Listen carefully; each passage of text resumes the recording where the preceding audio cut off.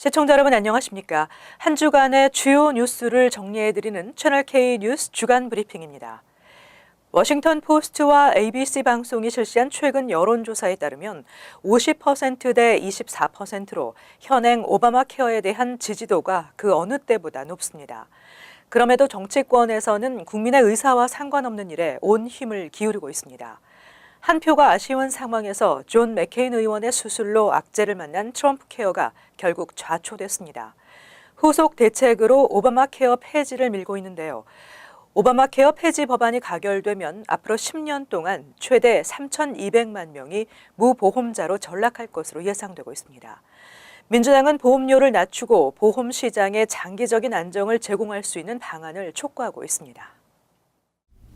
공화당 지도부는 다음 주 오바마 케어 폐지 법안을 표결에 붙인다는 방침입니다. 미치 매코넬 의원은 오바마 케어를 2년 뒤에 완전히 폐지하는 내용의 법안을 먼저 통과시킨 뒤 그동안 대체 법안을 논의하겠다는 뜻을 밝혔습니다. 하지만 이것도 일부 공화당 의원들이 반대하고 있는 상황입니다. 오바마 케어 폐지 법안이 통과될 경우 2018년까지 1,700만 명, 2020년까지 2,700만 명이 무보험자로 전락할 수 있는 것으로 알려졌습니다. 더구나 2020년 메디케이드에 대한 지원이 사라지면 무보험자는 2026년 3,200만 명으로 늘어납니다. 현행 오바마 케어 의료보험 사각지대 규모가 2,800만 명으로 추산되는 것을 감안하면 무보험자는 총 6천만 명에 이를 것이라는 분석입니다. 아울러 오바마 케어가 폐지될 경우 사보험의 보험료는 현재보다 평균 25% 인상될 것으로 보입니다. 2026년 보험료는 2배 가까이 인상되지만 대신 연방정부의 예산 적자는 향후 10년간 4,730억 달러 절감됩니다. 이날 트럼프 대통령은 공화당 상원의원 52명과 백악관에서 오찬을 갖고 좌초된 트럼프 케어 후속 대책을 논의했습니다. 한편 공화당은 이미 지난 2015년 오바마 케어 폐지 법안을 통과시킨 일이 있습니다. 하지만 오바마 당시 대통령이 거부권을 행사하면서 무산됐습니다. 트럼프 대통령이 취임한 지 벌써 6개월째가 지나고 있는데요. 반면 지지율은 역대 최저를 기록하고 있습니다. 쟁점 법안은 한 건도 처리하지 못하고 초란 성적을 기록하고 있지만 자화자찬은 여전합니다. 제한샘 기자가 지난 6개월간을 정리했습니다. 도널드 트럼프 대통령이 오늘로 취임 6개월을 맞았습니다. CNN 방송은 숫자로 보는 트럼프 6개월이라는 기사에서 트럼프 대통령의 가장 최근 지지율은 36%로 지난 70년간 취임 6개월 차 대통령 지지율로는 최저라고 보도했습니다. 트럼프 대통령은 지지율뿐 아니라 각종 국정 운영 지표에서도 합격점을 받기는 어려워 보입니다. 취임 후 법안 42건에 서명했으나 인프라, 세제개혁, 오바마 케어 폐기와 대체 등에 관한 주요 법안은 한 건도 처리하지 못했습니다. 취임 뒤 지금까지 기자회견도 한 차례밖에 하지 않았습니다. 전임 대통령의 취임 첫 해 기자회견 횟수를 보면 버락 오바마 11회, 조지 부시 5회, 빌 클린턴 12회로 큰 차이가 있습니다. 그 대신 트럼프 대통령이 취임일부터 지금까지 그의 트위터 계정에 올린 트윗은 모두 91건으로 하루 평균 5.5회나 트위터에 글을 올린 셈입니다. 트럼프 대통령은 6개월간 주말 26회 가운데 플로리다주 마러라고 등 본인 소유 별장에서 지냈으며 골프장에서는 총 40일을 보냈습니다. 트럼프 대통령은 과거 버락 오바마 대통령이 골프만 친다고 비판한 바 있습니다. 트럼프 대통령은 지지자들에게는 적극적으로 다가갔습니다. 대선에서 그에게 승리를 안겨준 플로리다, 테네시, 켄터키, 펜실베니아, 아이오와 등 5개 주에서 선거 유세를 방불케 하는 지지자 집회를 열었습니다.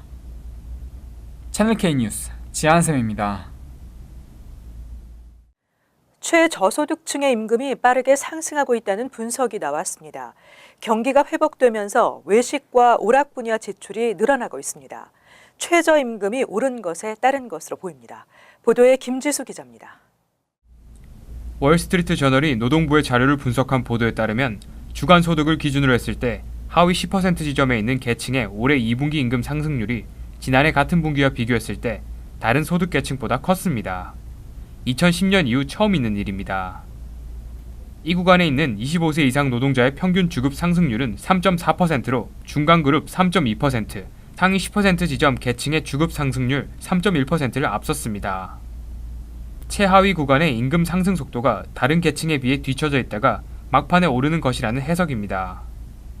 식당이나 대형 유통점 직원을 포함한 이 계층의 임금은 글로벌 경제 위기가 극복된 2009년 이후 경기 확장기에 중상위 그룹보다 뒤처져 있었습니다. 2015년 고액 연봉자의 임금 상승률은 4%였던 반면 하위 10%는 1%에 못 미쳤습니다. 이런 흐름이 실업률 하락과 일치하고 있습니다. 지난달 미국 실업률은 4.4%로 작년 동기에 4.9%에 더 떨어졌습니다. 미국의 일자리 검색 엔진 인디드는 경기가 좋아지고 사람들이 외식과 오락에 더 많은 지출을 하면서 이들 분야의 구인이 늘고 있다는 의미라고 분석했습니다. 최저임금 인상도 일부 영향을 준 것으로 보입니다. 올해 들어 미국 19개 주에서 최저임금이 올랐고 이번 달에는 메릴랜드와 오리건 주가 그 뒤를 이었습니다. 채널 K 뉴스 김지수입니다.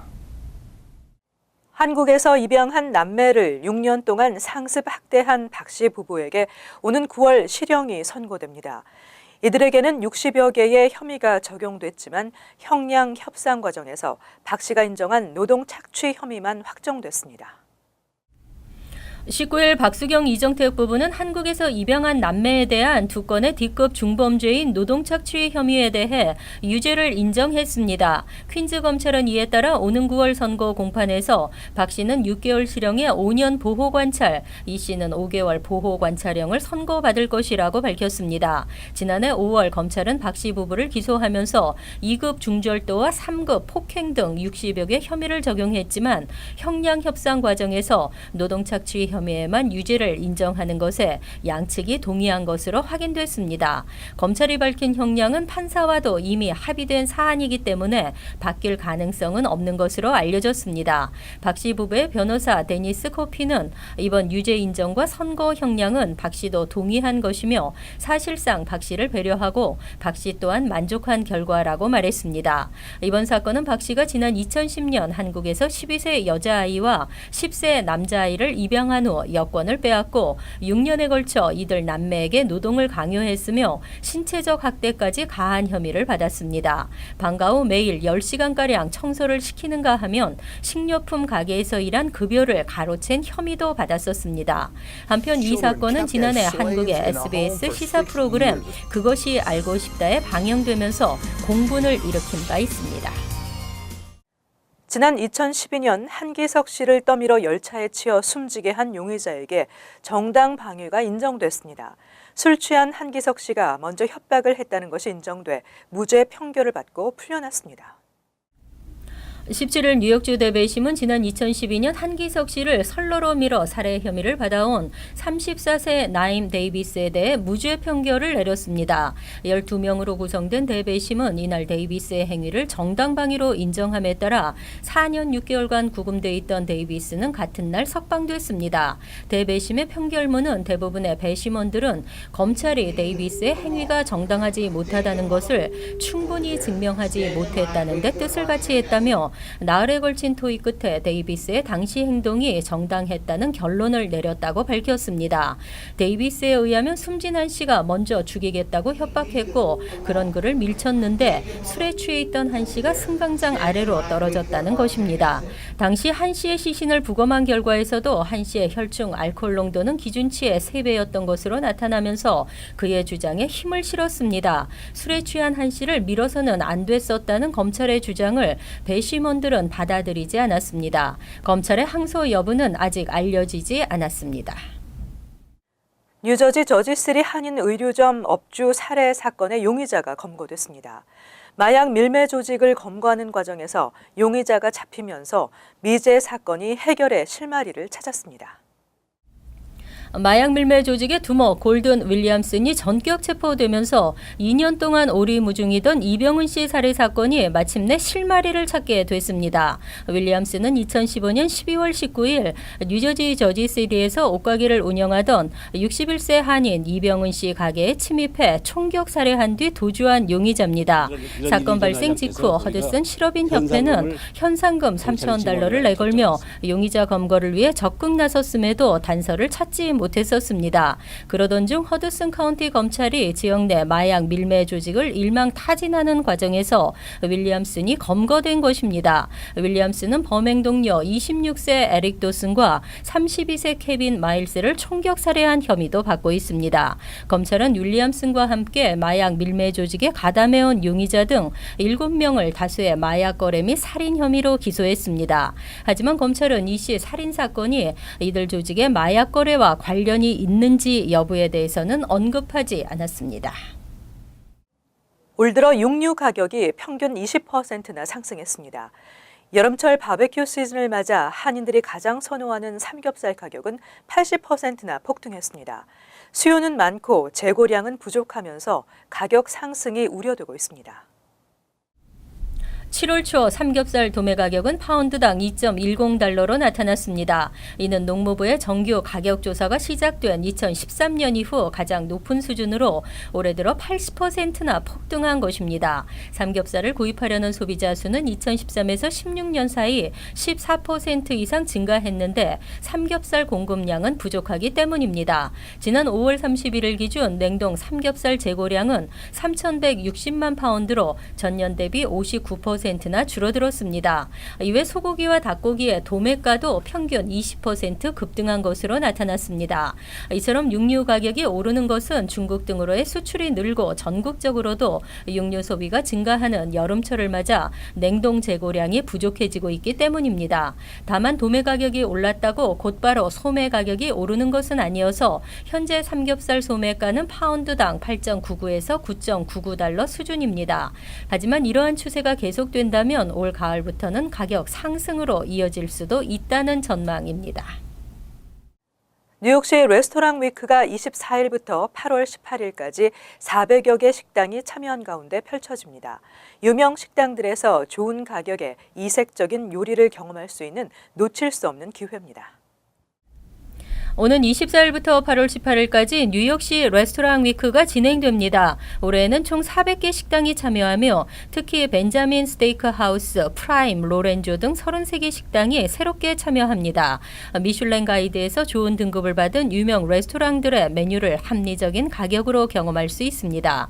이번 미슐랭 스타 이벤트에는 이탈리안, 프렌치, 멕시칸, 일식과 중식 등 세계 각국의 식당들이 참여하며 바, 불리, 노브, 스카르페타 등 다양한 식당들이 이름을 올렸습니다. 한 식당으로 미슐랭 스타를 받은 단지 한 잔 등도 참여해 한국의 전통장과 소스, 농장의 신선한 재료로 한국의 맛을 선보일 예정입니다. 각 식당들은 에피타이저, 메인, 디저트 등 3코스를 프리픽스로 구성해 선보입니다. 가격은 점심 29달러, 저녁 42달러이며 음료나 세금, 팁은 별도입니다. 자세한 정보 및 예약은 뉴욕시 웹사이트를 참고하면 됩니다. 미슐랭은 전문 심사원이 암행조사 방식으로 직접 식당에 가서 음식을 먹어보고 보고서를 작성해 이를 근거로 심사원이 평가를 내려 총 3가지 스타를 부여합니다. 미국에서 태어난 자녀를 둔 부모들의 고민이 있습니다. 부모가 현재 시민권자여도 자녀가 태어난 당시 영주권자였으면 자녀들이 자동으로 선천적 복수 국적이 되면서 18살 이전 국적 이탈 신고를 해야 하는데요. 하지만 절차가 복잡하고 한국에 출생 신고가 안 된 경우 소요되는 시간은 1년 6개월이나 걸리는 것으로 나타났습니다. 다행히 필요한 서류는 나중에 제출하더라도 먼저 정해진 기간 안에 국적 이탈 신고를 접수할 수 있는 것으로 알려졌습니다.